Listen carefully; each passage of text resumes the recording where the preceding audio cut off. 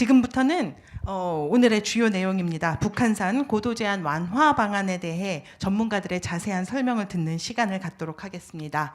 먼저 북한산 고도 제한 완화의 필요성과 지속 가능한 발전 방향이라는 주제로 발표하실 한국도시정책연구소 장재민 소장님을 모셔보겠습니다. 박수로 환영해 주십시오.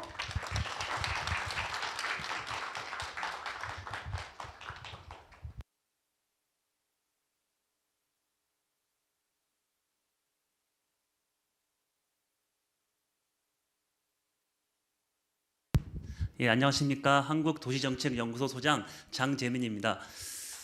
만나서 반갑습니다. 여기에 많은 분들이 오신 거 보니까는 이 북한산이 고도 제한에 대해서 이 주민들의 상당한 관심이구나 하는 게 한번 또 느껴집니다. 그래서 저도 이 주민들을 위해서 한번 크게 이렇게 도움이 됐으면 하는 게 제 바람이고요. 사실은 이 고도 제한 때문에 이 지금 노후 주택이 너무 많아지는데 사실은 이것이 재건축, 재개발도 어렵고 사실 여기가 강북구가 교통이 그렇게 좋지가 않습니다. 근데 하지만 교통도 들어오려고 하면은 이 주거민들이 적다 보니까 교통도 들어올 수가 없습니다. 그게 모든 게 다 이 고도 제한 때문이거든요. 그래서 이 고도 제한은 지역 발전을 막는 규제라고 할 수 있습니다. 그래서 제가 오늘 이 북한산 고도 제한 완화의 필요성 및 지속 가능한 발전 방안에 대해서 한번 설명을 해드리고자 합니다. 그래서 우선 제가 강남북 균형 발전부터 해서 강북구 현황, 문제점, 지속 가능한 발전 방안을 순서로 설명을 해드리겠습니다. 지금 북한산은 1990년부터 이제 자연경관 보전지역으로 지정됨에 따라 이 강북구, 도봉구는 지금 건축물 높이를 20m로 제한을 하고 있습니다. 이제 그러다 보니까 이제 32년 동안 고도 제한으로 묶여 있다 보니까 건축물 노후화가 심각하고 재건축, 재개발도 어렵습니다. 그런데 그것이 모든 게 이 강북구 주민들에게 피해가 돌아간다는 거죠. 그래서 서울시도 지금은 균형 발전을 거론하고 있지만 상당히 어렵다고 생각합니다. 그래서 지금 고도 제한 지구의 실태와 문제점을 살펴보고 합리적인 지역 방안 발전에 대해서 이제 토론을 해보고자 합니다. 지금 이것이 보시면은 저희가 강남 같은 경우에는 여전히 지하철로 잘 접근성이 좋지만 이것은 여전히 강북구 어딜 가더라도 이런 마을버스가 항상 이 운반을 하고 있습니다. 보면 상당히 벌써 낙후가 됐다는 걸 볼 수 있겠죠. 그리고 여전히 또 그 지하철 접근성 또한 마찬가지입니다. 대중교통 지하철 역사는 다 서울시 강남권에 집중돼 있고요. 그렇다고 해서 버스 접근성 역시 강북은 다 좁은 언덕이라든지 구불구불하거나 좁은 차선 등등입니다. 그리고 또 승용차 접근성 또한 마찬가지로 강북구 같은 경우에는 접근이 불가능한 필지가 1%인데 강북구는 여전히 한 20% 가까이를 보이고 있습니다. 그만큼 접근성도 열악한 것을 볼 수 있겠고요. 여전히 여러분들이 직장인들은 이제 통근 시간 같은 경우에도 가장 긴 구역은 다 동부권에 집중되어 있습니다.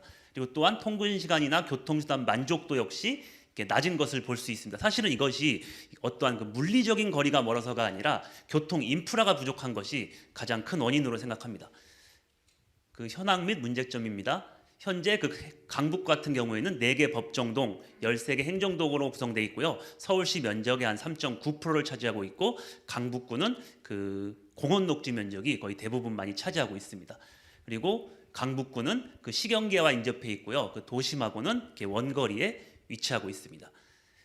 인구수를 잠깐 살펴보면은 서울시 평균은 지금 마이너스 0.3%로 떨어지고 있는데 여전히 강북구는 마이너스 0.9%로 심각하게 나타나고 있고요. 세대수 역시 마찬가지입니다. 감소율이 크고요. 고령자 비중은 지금 서울은 16%인데 강북구는 21%로 높아지고 있고요. 이러한 어떠한 특성을 보이고 있습니다. 자동차 등록 세대수 같은 것도 살펴보면은 지금 강북구 같은 경우에는 25개 자치구 중에서 23번째를 차지하고 있습니다. 근데 요것을 한번 분해시켜 보면은 차종별 구분을 보면은 승용차 같은 경우에는 20번째, 화물차, 승합차, 이륜차가 여전히 많은 등록 대수를 보이고 있습니다. 사실은 이런 식으로 가면은 나중에 화물차나 승합차 비중이 높음으로써 교통사고라든지 이면도로의 사고가 많은 것을 추정을 해볼 수 있겠습니다. 그래서 이런 것도 한번 보시면은 교통사고 같은 경우에도 승용차라든지 이륜차 사고율이 높고요. 그리고 보행자 사고가 높게 나타나고 있습니다. 그나마 다행인 거는 어린이 사망자 수가 이렇게 낮게 거의 제로에 가까운 수준으로 보이고 있음으로써 이 어린이 그 교통사고 대책이 잘 이루어졌다고 볼 수 있겠습니다. 그리고 이제 강북구 그 현황인데 지금 현재 뭐 그 고도지구 같은 거는 일부 필요하다고 봅니다. 사실은 가장 안 좋은 게 지금 현재 강북구가 그러니까 강북 지역입니다. 강북 지역 같은 경우에 지금 89.4%가 고도지구로 묶여 있고요. 강남은 10%, 그러니까 고도지구 전체 중에 거의 강북 중심으로 고도지구가 묶여 있다는 것도 하나의 큰 그 불균형 사례인 것을 볼 수 있습니다. 사실은 이런 것이 어떠한 지역 특성을 감안하지 않고 어떠한 일정한 기준 없이 높이를 제한하는 것이 문제라고 하겠죠. 요즘에는 그 지하철도 많이 들어오고 하는데 이런 역세권 같은 것은 좀 풀어주는 게 좋지 않나 싶은 생각이 들고요. 지금 서울시 내만 하더라도 지금 불균형이 상당히 많이 이루어지고 있습니다. 균형 발전을 계속 그 하고자 하는데 그 이 강북구 쪽을 좀 더 그 풀어줘서 그 지역 균형 발전에 대해서 좀 더 그 확립을 시켰으면 좋겠습니다. 그 북한산, 이 북한산을 보면은 좌쪽으로는 은평구고 우측은 강북구를 볼 수 있습니다. 여전히 뭐 눈에 보이는 것처럼 그대로입니다. 여전히 신규 주택들이 많지만은 강북구는 여전히 그 노후화 주택이 많고 저축 주택이 많은 것을 볼 수 있습니다. 그래서 요즘엔 사실은 이 고도지구는 이 주택 개발을 막는 대표적인 규제인 걸 볼 수 있겠습니다.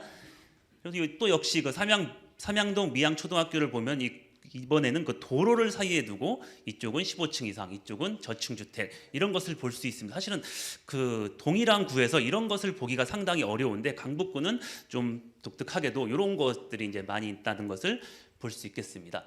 그래서 이것은 제가 이제 그 신문 그 기사를 보고 찾아본 건데 사실 이제 고도 제한이라고 하면 이제 다양한 이런 그 용어들이 나오는데 뭐 용산, 뭐 도봉구, 광진구, 남산 등등이 나오는데 강북구라는 용어는 어디 가도 찾아볼 수가 없습니다. 그만큼 언론에서도 다루지 않다 보니까는 여전히 좀 그 이슈가 좀 약하지 않나 싶은 생각이 듭니다. 그래서 이제 지속 가능한 발전 방안입니다. 그래서 지금 저희 이 지역구 국회의원님께서 이것도 여전히 강조를 하고 계시는데 이 첫 번째 그 고도 제한 제한 구역을 전반적으로 20m에서 28m로 높이는 방향을 추진하고 있습니다. 그래서 이것이 20m가 한 5층이 되고요. 28m가 한 7층 정도가 되는데 그래도 2층 정도를 높이면은 거주 주민들이 보다 원활한 생활을 살 수 있지 않나 싶고요. 이제 두 번째는 그 고도 제한 지구 내에 재개발, 재건축 사업 추진 시 최대 15층을 허용하는 것입니다. 사실은 이렇게 그 15층 이상까지 허용하지 않으면은 이 사업이 되질 않습니다. 사업자들도 들어올 때 어느 정도 수익성을 감안하고 들어오는데 이 층수가 낮으면 결국 아무 사업성이 나타나고 있지 않기 때문에 결국 재개발, 재건축은 힘들지 않은가 싶은 생각이 드는데 이런 15층 이상을 허용을 하는 것이 좋다고 생각을 합니다. 그리고 또한 그 지금 그 우이 신설선으로 인해서 이 그 역세권이 지금 많이 형성되고 있는데 현재 그 지구 단위 구역 같은 것을 많이 지정하고 있는데 지구 단위 계획 구역 같은 경우에는 고도 제한을 해제해서 좀 더 역세권을 좀 더 활성화시키는 그러한 그 제안입니다. 그래서 셋째까지는 저희 국회의원님께서 그 제안을 하신 것이고요. 저 같은 경우에는 이제는 그 교통 쪽을 한 번 더 살펴보고자 하는데요. 사실은 지금 그 강북구가 교통이 상당히 안 좋습니다. 하지만 교통으로서 이제 그 지하철이나 철도가 들어오고 싶으면은 보통 저희가 많이들 알고 있죠. 저 예비 타당성 조사를 실행을 합니다. 그 예비 타당성 조사를 이렇게 두드려 보면은 안에 어떠한 것이 들어 있냐면 저 경제성 분석과 정책적 분석이라는 게 들어 있습니다. 저것이 오케이가 돼야지 도입 유무를 판단할 수 있는데 저 그 경제성이라든지 정책성 분석에 보면은 저 편익이라는 게 들어 있습니다. 잘 보시면은 차량 운행 비용, 통행 시간 절감, 교통사고 비용, 환경 비용 공해 등등이 들어 있습니다. 이 사업 특수는 특수 편익이다니까 예외로 두더라도 공통 편익 저것을 만족시켜야지 그 철도가 이제 들어올 수 있는 타당성이 있겠죠. 그럼 이제 그 하나하나씩 또 살짝 뭐 식은 많지만 그렇게 어렵지 않습니다. 차량 운행 비용 같은 경우는 여전히 어떤 거냐면 차량 등록 대수라든지 주거 인구가 높아야지 편익이 높습니다. 통행 시간 같은 것도 마찬가지로 사람 수라든지 자동차 수가 많아야지 되고 교통사고 비용 발생도 자동차 수가 많거나 사람 수 역시 대기오염도 주거 인구나 자동차 인구가 많아야지 편익이 발생되는데 강북구는 우선 인구가 적기 때문에 어떠한 편익도 나오지가 않습니다. 그러다 보니까 뭐 어떠한 신구 교통도 이제는 뭐 접근하기가 상대적으로 어렵지 않나 싶은 생각이 현실적입니다. 현실적으로 들고요. 그리고 또한 그래서 그 정부에서는 그렇다면 그 서울만 집중 발전이 되지 지방 같은 경우는 어떻게 되냐라고 해서 저 경제성이라든지 정책성 말고도 저 세 번째 꼭지에 지역 균형 발전이라는 지표를 넣습니다. 그래서 보시면은 연도별로 여기가 퍼센트인데 지역 균형 발전을 넣었다가 19년 5월에 수도권과 비수도권의 지역 불균형으로 인해서 수도권은 지역 균형 발전을 뺐습니다. 그러다 보니까는 경제성하고 정책성으로만 판단을 하겠다라는 것이고요. 비수도권은 지역균형 발전이라는 게 포함되어 있어서 여전히 수요가 없더라도 놀 수 있는데, 저렇게 되다 보면은 수도권 중에서도 가장 피해를 보는 지역이 이런 강북구 같은 경우입니다. 왜냐하면은 여기는 서울시 내에서 전반적으로 지역균형 발전이 약하다 보니까 경제성은 나오지 않고, 그러면 여전히 강남 쪽으로밖에 개발이 되지 않겠죠. 그래서 여전히 이 비수도권에는 지역균형 발전이 포함이 돼 있지만 수도권은 미포함으로 경제성이 그만큼 중요한데, 사실은 이 강북구 이 인근에 있는 도봉구는 경제성으로 하면은 수요가 나오지가 않습니다. 그래서 지금 현재 강북구 주민들이 그나마 이 우이신설 연장선 있지 않습니까? 요걸 개설을 하더라도 상당한 혜택을 보는데, 사실은 이것이 지금 수요 예측 제조사가 들어갔습니다. 그래서 이것이 지금 수요 예측 제조사라는 것은 수요 예측을 다시 한다는 건데, 이렇게 되다 보면은 지금 지역 균형 발전을 없앤 이런 상황에서 저것은 당연히 타당성이 나오지가 않습니다. 그래서 저런 지역 균형 발전이라는 그런 지표를 좀 더 넣어야지 저희가 이 강북구라든지 도봉구 이런 인근에서 균형 발전이 이제 이루어진다고 생각을 하겠습니다. 이것 또한 마찬가지입니다. 우이신설선이 개통이 되자마자 상당한 영업 적자를 내고 있었습니다. 그래서 이것도 결국 뭐냐면 강북구, 도봉구 이쪽에 이용객이 적어서입니다. 그래서 고도 제한으로 인해서 저희가 다 묶여 있는 거주민들을 좀 더 높여서 여전히 우이신설선도 적자로 좀 높일 수 있는 그런 방향을 선택했으면 좋겠고요. 이제는 좀 제가 강북구에 대해서 이제 좀 교통에 대한 좀 열악하지만은 제가 한번 분석을 해봤습니다. 저 우이신설선이라고 있지 않습니까? 저걸 보시면은 사실은 강북구의 가장 큰 접근성이 어려운 거는 저 4호선이 있으면은 저 서남권이라든지 저 1호선이라든지 6호선으로 인해서 서북 서남권은 괜찮은데, 이 동남권이 강남 쪽으로 오는 게 상당히 열악합니다. 그래서 이쪽으로 오는 게 상당히 시간이 많이 걸리거든요. 그래서 뭐 우이신설선을 타더라도 2호선을 타더라도 너무나 오래 걸리기 때문에 여기에 대한 어떠한 접근성 개선 방안이 필요하다고 생각이 들고요. 여전히 이게 지금 현재 경전철을 도입을 하려고 하는 겁니다. 사실은 보시면은 요 강북 횡단선이라든지 뭐 동북선 등등이 있는데, 여전히 이 동남권 쪽으로는 좀 상대적으로 지금 현재도 어렵다 이런 생각이 들고요. 여전히 이제 요즘 GTX 시대다 보니까 이제 GTX도 도입이 되고 있지만은 여전히 우이신설선은 이 동남권 쪽으로 이렇게 좀 많이 어렵습니다. 그래서 향후에 이 GTX가 도입이 되면은 강북 쪽도 이 GTX를 좀 활용해서 좀 동남권이라든지 장거리 수요를 높였으면 좋겠습니다. 그리고 또 하나 또 문제점이 우이신설선이라든지 4호선이 지금 강북구에 들어 있습니다. 그런데 이게 지금 환승 역사가 없다는 것이 또 하나 문제점이 될 수 있겠죠. 그래서 이렇게 나란히 가고 있지만 사실은 이 두 개를 이어줄 수 있는 어떠한 선도 필요합니다. 그래야지 이동 시간이 단축되지. 이렇게 되다 보니까는 여전히 따로 노니까는 이동 시간이 긴 것으로 이렇게 나타나고 있습니다. 그래서 저런 것과 유사한 지역을 살펴보면은 저 양천구라는 데가 있고 관악구가 있습니다.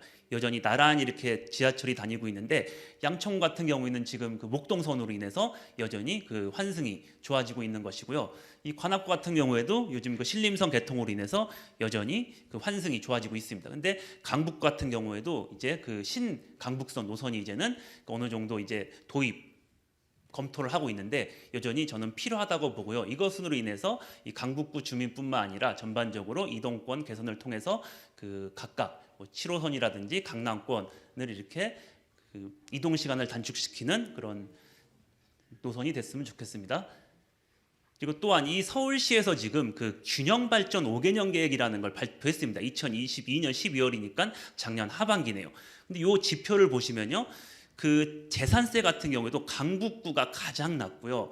이 자치구별 아파트 비중도 저 빨간색으로 있는 강북구가 가장 낮습니다.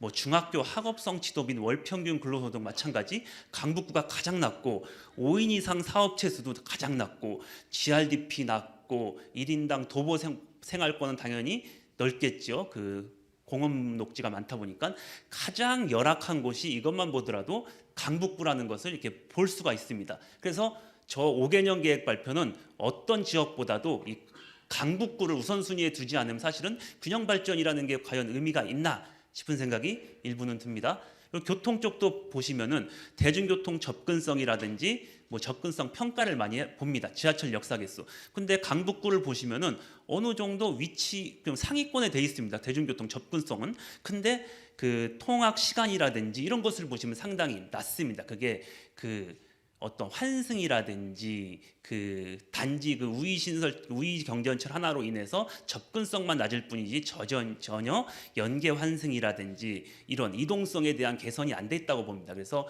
전반적인 연계를 좀 시켜줄 필요가 있겠고요. 그래서 그 이번에 그 지역균형 발전 5개년도를 보시면은 그 1, 2, 3, 4, 5번에 대한 목표가 나와 있습니다. 그래서 3번에서 지역 간 교통격차 해제와 주민 요구를 충족하는 주거 환경 개선이라는 게 거의 그 방향 목표인데 제가 이제 주요 내용을 이렇게 가볍게 살펴봤는데 어딜 보더라도 이 강북구는 이렇게 중요한 지역임에도 불구하고 강북구 관련된 내용은 솔직히 찾아보기가 어려웠습니다. 그래서 이런 것도 좀 어떻게 균형 발전을 과연 이걸로써 할 수 있는지가 사실은 저는 물음표고요. 그래서 이제 향후 계획을 보면은 균형 발전 지방 지표를 개발하고 모니터링을 하고 균형 발전 정책 조정 제도, 공공기여금의 균형 지출 계획 등이 있는데 역시 이 서울시에서 향후에 균형 발전의 그 지역의 현실성을 얼마나 반영하는지 그리고 지역 주민의 지속적인 이제 관심이 필요할 것이라고 생각을 합니다. 그리고 뭐 이거 6번째 같은 경우에는 제가 이제 좀 그냥 그 여기에 특성을 한번 살펴봤는데 이것이 이렇게 살펴보면 재밌습니다. 통근 시간 같은 경우에도 그 39분으로 나와 있는데 평균 통근 시간이 이것을 네 권역으로 나눠보면은 요거는 서울시 밖으로 통행하는 사람입니다. 그리고 요거는 그 서울시 내로 통근하는 거고 저기는 강북구에서 통근하는 거고 저거는 동내로 통근하는 건데 강북 같은 경우에는 역시 그 구 내로 통근하거나 동네, 그러니까 인근 지역으로 가는 게 가장 상위권에 나타나고 있습니다. 그만큼 이 산악 지역이라든지 지역 내 그 교통 수단이 약하다 보니까는 지역 내 교통을 좀 원활하게 할 수 있는 접근성을 높일 수 있는 그런 향후에 교통 개선 대책이 필요하겠고요. 그래서 요즘에는 그 수요 응답형 버스라든지 요즘에 어떠한 그 DRT 이런 것을 PM이라든지 이런 것을 많이 도입되고 있는데 향후 신교통 수단을 통해서 이제 그 접근성이라든지 강북구의 그 교통을 이제 좀 개선할 수 있었으면 좋겠습니다. 그래서 제가 뭐 준비할 것까지는 여기까지였는데요. 사실은 뭐 이 모든 것이 저는 딱 하나입니다. 이 고도 제한 그것을 풀지 않으면 사실은 이런 것들은 그냥 사실은 뭐 그냥 이론적인 어떠한 그 탁상 행정에 불과하겠죠. 그래서 지금 여러분들도 사실은 저희보다 이 강북구를 좀 개발하거나 좀 더 좋아지려면 여러분들의 관심이 더 우선이 아닌가 싶은 생각이 듭니다. 그래서 이런 것들을 알아야지 나중에라도 그 서울시를 상대하거나 다른 사람들이 공격이 들어와도 지금 제가 이렇게 말씀드린 이런 지표를 갖고 이렇게 상대를 해야지 이게 말로만 단순히 여기는 낙후돼 있다 하면은 이제는 약간 어려울 수 있기 때문에 이런 것들에 대해서 좀 공부가 좀 필요하고 이제 저도 이제는 나중에라도 이제 좀 더 좋은 아이디어라든지 정책 제안을 있으면은 여러분들한테 한 번 더 발표할 기회를 제가 드리도록 하겠습니다. 그래서 이제는 그 약간 여기는 이제 교통과 고도 제한을 조금 맞물려서 했지만 이제 다음에 저희 이제 전문가님께서 이제 고도 제한으로서 이제 한 번 더 설명을 해드릴게. 제가 이제는 여기까지 제 발표는 마치겠습니다. 감사합니다. 네, 자세히 설명해 주신 장재민 소장님 감사합니다. 예, 수고 많으셨습니다.